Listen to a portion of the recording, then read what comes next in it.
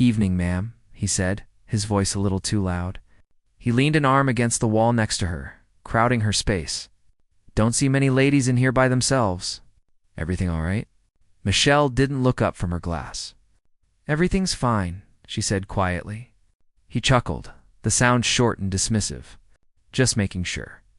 Gotta look out for the weak ones." The bar smelled like old wood and jet fuel, the kind of place near a base where uniforms outnumbered civilians. Michelle had been here before, many times, but tonight felt heavier. The air was thick with the noise of laughter, boots on tile, and the hum of stories told too loud. She didn't want to be noticed, but the man beside her didn't take hints. "You, in the Air Force?" he asked what she said. "Ah, retired. Must have been admin or medic, right?" Michelle slowly turned her head toward him. The look she gave him was calm, but sharp enough to cut through his smirk. "Something like that," she said. Before he could reply, the bartender, a gray-haired man with the patience of someone who'd seen this play out before, placed a new glass in front of her. "On the house?" he said. She nodded, grateful, and turned away from the man still talking. Outside, the wind carried the sound of jets taking off from the nearby airstrip. Michelle's eyes drifted toward the window, where the glow of runway lights flickered in the distance. Those lights used to mean something: missions, adrenaline, responsibility. But now they just reminded her of what she'd left behind. Her phone buzzed. A message from Captain Rivas. "Ma'am, we've got an issue. The training drone is offline again. No one can get it running." Michelle exhaled slowly. Even in retirement, they still called her. Maybe because they remembered what she'd done, or maybe because no one else could do it like she could. She typed back, "On my way." Minutes later, she stepped out into the cold air, her boots echoing against the pavement.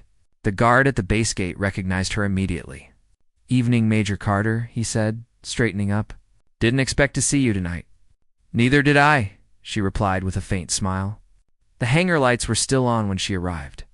A group of young mechanics stood around the drone, frustration written all over their faces. One of them looked up when she entered. "Ma'am, we've tried everything.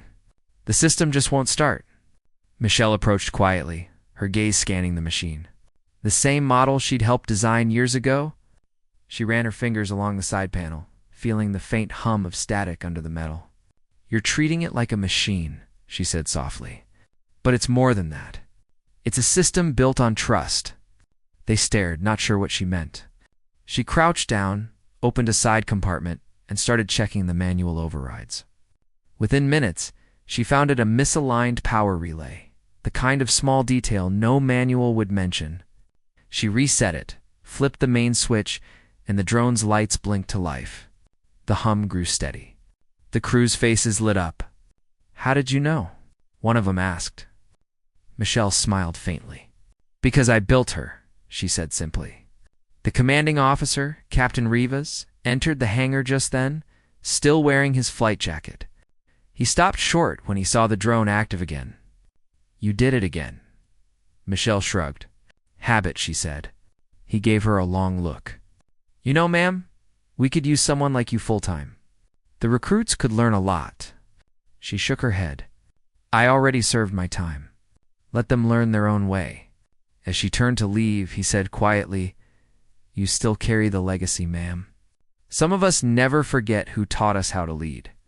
Michelle paused for a moment, then nodded. Maybe that was enough. Outside, the wind had picked up again, carrying the low roar of another jet taking off. She looked up at the night sky, stars faint behind the haze.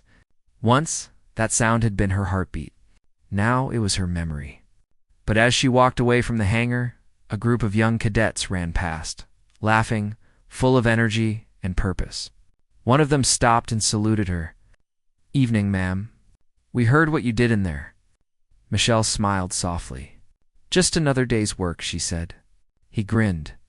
"They said you were the reason this base even runs right." She laughed quietly. "They say a lot of things," she replied. "Just make sure you earn your own story." The cadet nodded, inspired, and ran to catch up with his team. Michelle watched them go, the corners of her eyes creasing with something between pride and sadness. Back in her car, she sat for a moment before starting the engine. Her reflection in the windshield stared back, a woman who had given everything, and somehow still carried more strength than she realized. Her phone buzzed again.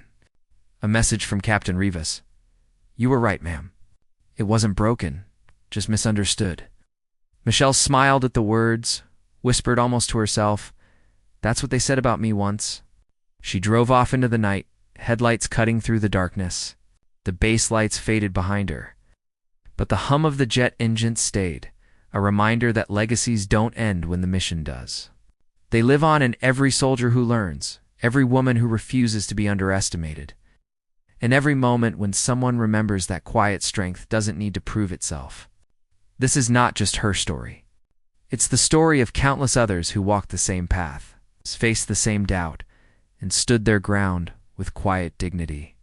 She didn't need medals or speeches. The real victory was knowing she had changed how they saw women in uniform.